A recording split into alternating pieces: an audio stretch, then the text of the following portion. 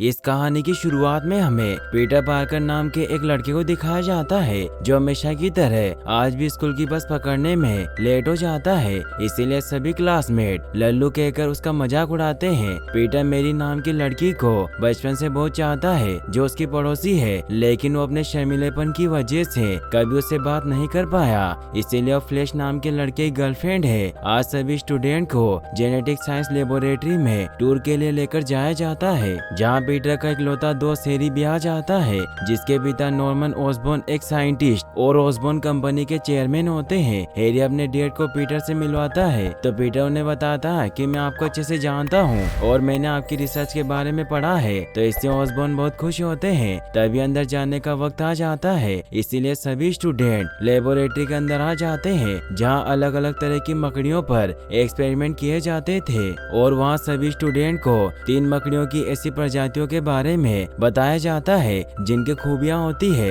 कि अपने से कई गुना वजन उठा सकती थी और कई मजबूत जाले बुन सकती थी, जिनकी मजबूती ब्रिज बनाने वाले वायर के जितनी होती है। और इसमें से एक मलीना प्रजाति की मकड़ी भी होती है जो काफी दूरी तक जंप लगा सकती थी। साथ ही उन्हें यह भी बताया जाता है कि हमने इन नायब प्रजाति की मकड़ियों के डीएनए में हेरफेर करके 15 सुपर मकड़ियां बनाई है। मगर मेरी नोटिस करती है कि वहाँ तो सिर्फ 14 मकड़ियां है। तो टूर गाइड उसे बताती है कि शायद वैज्ञानिक उस पर खोज कर रहे होंगे। फिर पीटर वहाँ मैगजीन के लिए मैरी की फोटो क्लिक करने लगता है, लेकिन तभी एक सुपर स्पाइडर पीटर को काट लेती है, क्योंकि उन सभी सुपर मकड़ियों में से एक मकड़ी सेल से भाग गई थी। पीटर को मकड़ी काटने की वजह से दर्द होने लगता है, लेकिन वो इस पर ज्यादा ध्यान नहीं देता और घर आ जाता है, क्योंकि पीटर अपने अंकल और आंटी के साथ रहा करता था। पीटर की हालत उस मकड़ी काटने की वजह से खराब होने लगती है, इसीलिए वो अपने रूम में जाकर सो जाता है। और अब सुपर स्पाइडर की वजह से उसका डीएनए भी बदलने लगता है। वहीं हमें ऑस्कोप कंपनी को दिखाया जाता है, जहां कंपनी के बोर्ड मेंबर आए हुए होते हैं। डॉक्टर स्टॉर्म जनरल को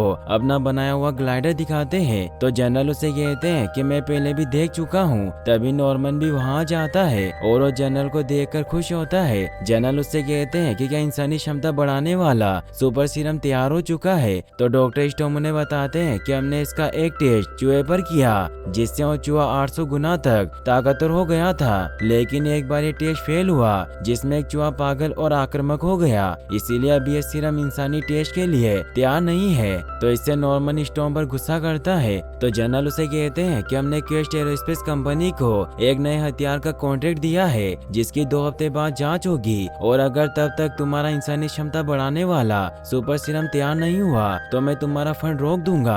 इससे नॉर्मन बहुत परेशान हो जाता है और वो रात को खुद पर सुपर सीरम को टेस्ट करने की तैयारी करने लगता है। तो डॉक्टर स्टॉर्म उसे कहते हैं कि ये सीरम अभी तैयार नहीं है, इसीलिए हमें इस पर कोई टेस्ट नहीं करना चाहिए। तो नॉर्मन उसे कहते हैं कि तुम कायर हो और वैसे भी जोखिम उठाए बिना प्रयोग पूरे नहीं होते, और अगर हमने अभी कुछ नहीं किया तो हमारा कॉन्ट्रैक्ट क्वेस्ट कंपनी के पास चला जाएगा और हमारी कंपनी बर्बाद हो जाएगी। फिर वो खुद पर टेस्ट करने के लिए सेल में चले जाते हैं और स्टॉर्म ना चाहकर भी उन पर सुपर सीरम का टेस्ट करने लग जाता है, जिससे नॉर्मन की पावर काफी गुना बढ़ने लगती है। मगर नॉर्मन को इससे बहुत दर्द हो रहा था और अचानक उसकी हार्ट बीट रुक जाती है, जिससे स्टॉर्म काफी डर जाते हैं और नॉर्मन के पास जाते हैं।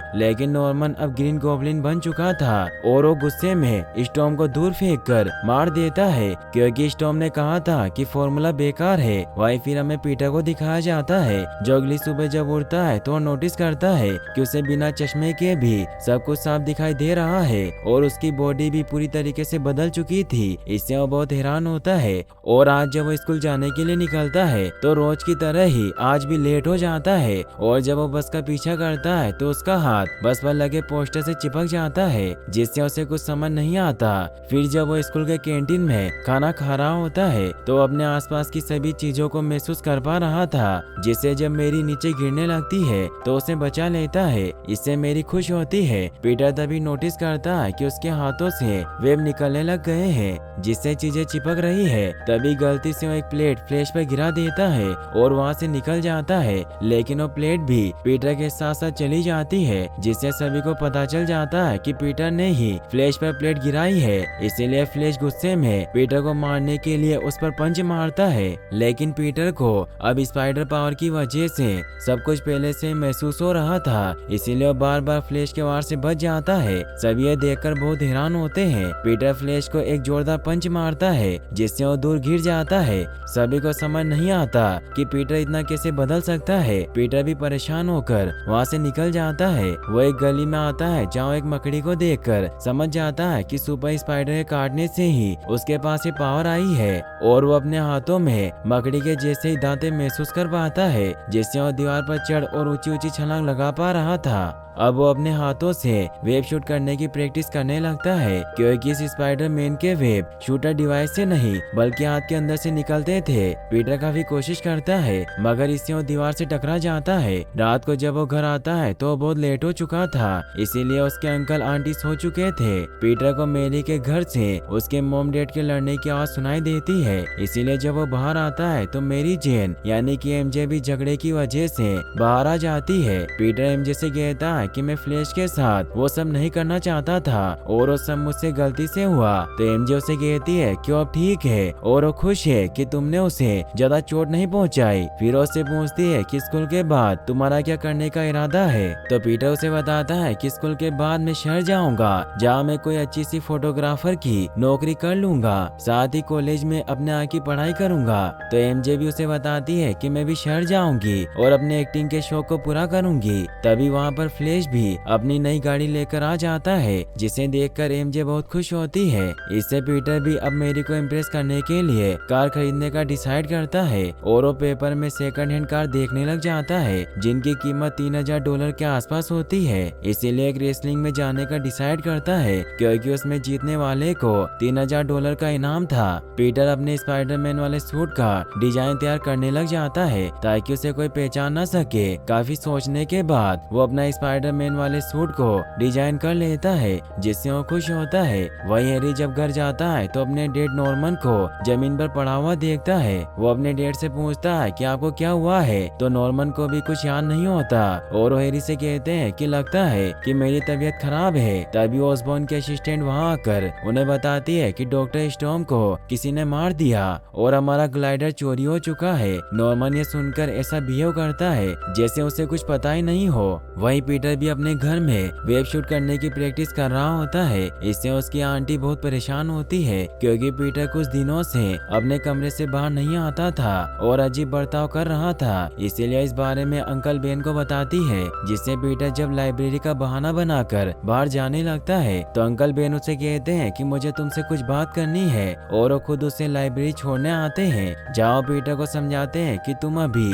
जिस उम्र के पड़ाव पर हो उस उम्र में मुझ में भी ये बदलाव आए थे, और यही वो उम्र है जिसमें इंसान अपनी शख्सियत बनाता है फिर जिंदगी भर उस पर कायम रहता है। इसीलिए तुम्हें सोच समझकर ही अपनी राह चुननी होगी। साथ ही उसे ये भी कहते हैं कि तुमने स्कूल में फ्लैश को सबक सिखाया और शायद तुमने सही किया, लेकिन तुम्हें अपनी शक्ति का गलत इस्तेमाल नहीं करना चाहिए। और हमेशा याद रखना बेटा कि बड़ी ताकत के साथ बड़ी जिम्मेदारियां भी आती है। लेकिन पीटर उनकी बातों पर गौर नहीं करता और ने कहता कि आप मेरी फिक्र करना छोड़ दीजिए, और वैसे भी आप मेरे डैड नहीं है और आप वो बनने की कोशिश भी मत कीजिए। अंकल बेन इससे उदास होते हैं और पीटर को ये कहते हुए वहाँ से चले जाते हैं कि मैं तुम्हें रात को 10 बजे लेने आऊंगा। पीटर अंकल बेन के वहाँ से जाते ही रेसलिंग में चला जाता है, जहाँ स्पाइडर की हुडी पहन लेता है, क्योंकि उसने अभी तक अपना सूट नहीं बनवाया था। और वो अनाउंसर को अपना नाम इंसानी मकड़ी बताता है, लेकिन उसे नाम अच्छा नहीं लगता और उसका नाम स्पाइडरमैन रख देता है। सभी पीटर को देखकर डराने लगते हैं, क्योंकि उन्हें लग रहा था कि पीटर उसके जाबाज खिलाड़ी बोन्सो को हरा नहीं पाएगा। लेकिन जब पीटर रिंग में जाता है तो बोन्सो पीटर पर हमला करने लगता है, लेकिन पीटर उसे बहुत ही आसानी से हरा देता है, जिससे अब स्पाइडरमैन नया चैंपियन बन जाता है। और जब वो अपना विनिंग अमाउंट लेने जाता है तो उसे सिर्फ $100 ही दिए जाते हैं। और केशर उसे कहता है कि तुम्हें बोन्सो से 3 मिनट तक लड़ना था, लेकिन तुमने उसे 2 मिनट ढेर कर दिया, इसीलिए तुम्हें सिर्फ $100 ही मिलेंगे। तो पीटर उन्हें कहता कि मुझे उन पैसों की जरूरत है। तो आदमी पीटर से कहता कि मुझे तुम्हारी जरूरत से कोई मतलब नहीं। तो पीटर वहाँ से चला जाता है। तभी एक चोर वहाँ आ जाता है जो केशर को धमकाकर उससे सारा पैसा लूटकर वहाँ से भागने लगता है। केशर पीटर को उस आदमी को रोकने को कहता है, लेकिन पीटर उसे नहीं रोकता और उसे जाने देता है।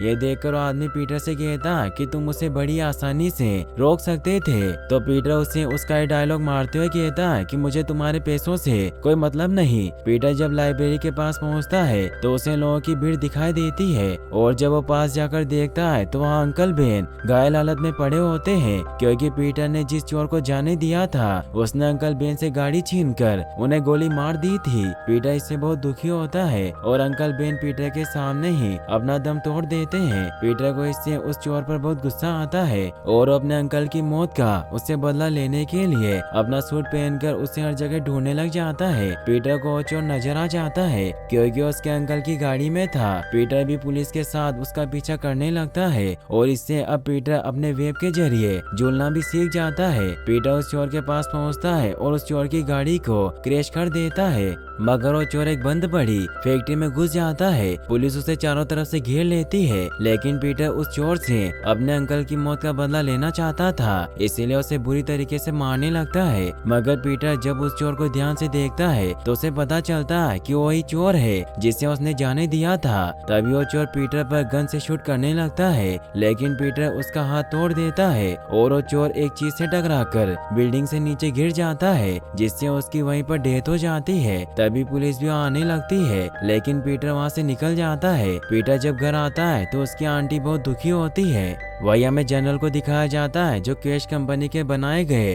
रोबोटिक हथियार की टेस्टिंग देखने आए होते हैं, और अगर ये टेस्ट पास हो गया तो जनरल ओसबोर्न कंपनी से कॉन्ट्रैक्ट हटाकर कैश कंपनी को दे देंगे। लेकिन नॉर्मन ऐसा नहीं चाहता था, इसलिए वो वहाँ आकर उस मशीन और जनरल को मार देता है ताकि मिलिट्री का कॉन्ट्रैक्ट ओसबोर्न कंपनी के साथ बना रहे। अगले दिन दिखाया जाता है कि पीटर और हैरी हाई स्कूल पास कर लेते हैं और पीटर को विज्ञान पुरस्कार मिलता है, जिससे उसकी आंटी बहुत खुश होती है। नॉर्मन भी हैरी से खुश होते हैं और वो पीटर को कहते हैं कि मैं जानता हूँ कि तुम्हारे अंकल गुजर चुके हैं और अभी तुम बुरे हालातों से गुजर रहे हो, लेकिन अगर तुम्हें किसी भी चीज की जरूरत हो तो तुम मुझे बता सकते हो। हैरी वहाँ देखता है कि मेरी और फ्लैश का ब्रेकअप हो गया है। पीटर जब घर आता है तो बहुत दुखी होता है क्योंकि उसे अपने अंकल की बहुत याद आ रही थी। आंट में उसके पास आती है और उसे समझाती है कि तुम्हारे अंकल हमेशा हमारे साथ हैं और तुम्हारे अंकल को पूरा विश्वास था कि तुम एक अच्छे इंसान बनोगे और बहुत महान काम करोगे।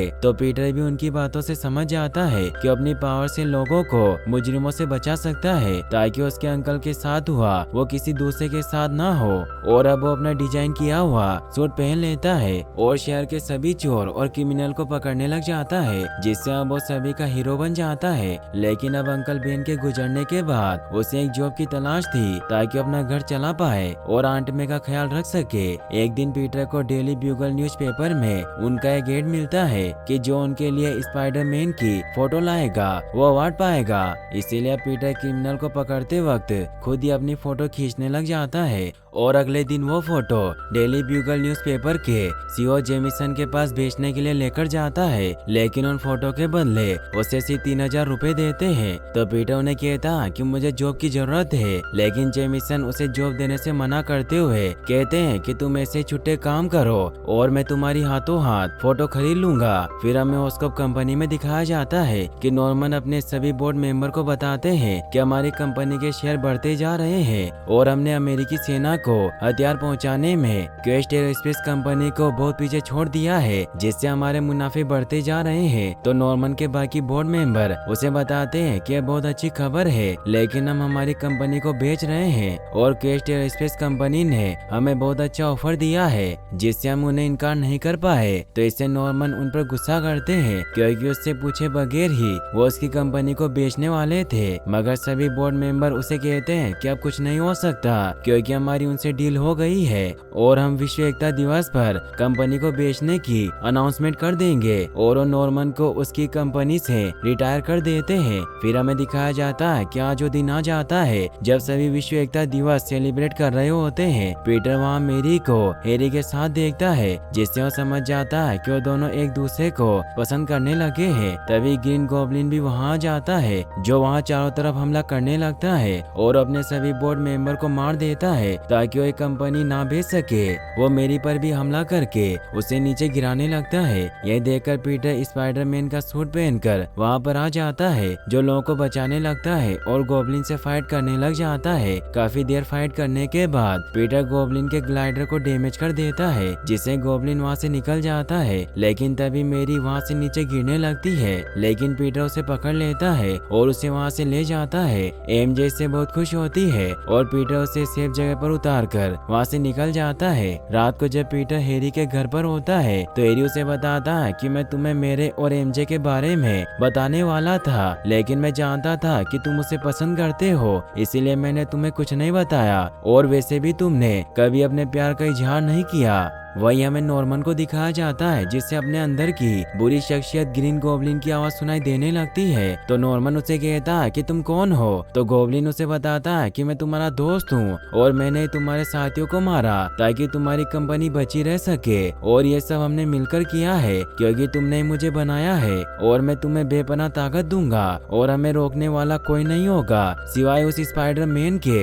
इसीलिए मैं उसे भी अपनी टीम में लेना होगा। और वो स्पाइडरमैन का पता लगाने के लिए डेली ब्यूगल में विल्सन के पास पहुंच जाता है और उससे स्पाइडरमैन की फोटो लाने वाले आदमी के बारे में पूछने लग जाता है ताकि उसकी मदद से स्पाइडरमैन तक पहुंच सके। तभी स्पाइडरमैन वहां जाता है, लेकिन गॉब्लिन धोखे से स्पाइडरमैन को बेहोश कर देता है और उसे पकड़कर अपने साथ ले जाता है, जिससे सभी को लगता है कि स्पाइडरमैन और गॉब्लिन साथ में मिले हुए हैं। वहीं स्पाइडरमैन को जब होश आता है तो गॉब्लिन उसे कहता है कि तुम भी मेरी तरह एक कमाल के जीव हो और अगर हम दोनों मिल जाएं तो कमाल कर सकते हैं। तो पीटर उसे कहता है कि मैं तुम्हारे जैसा नहीं बनूंगा, तुम एक कातिल हो। तो गॉब्लिन उसे कहता है कि तुमने एक हीरो का रास्ता चुना जिससे लोगों ने तुम्हें पसंद किया, लेकिन एक दिन वो तुमसे नफरत करेंगे, इसीलिए तुम उनकी परवाह करना बंद करो और मेरे साथ हो जाओ, क्योंकि ये दुनिया हमारे जैसे ताकतवर लोगों के रहमो करम पर चलने के लिए बनी है, जिससे हम इस दुनिया पर राज कर सकते हैं। और वो स्पाइडरमैन को सोचने के लिए वक्त देकर वहाँ से चला जाता है। फिर हम देखते हैं कि हर जगह स्पाइडरमैन को पकड़ने के वारंट जारी कर दिए जाते हैं, क्योंकि सभी को लगने लगा था कि स्पाइडरमैन भी गॉब्लिन के साथ मिला हुआ है।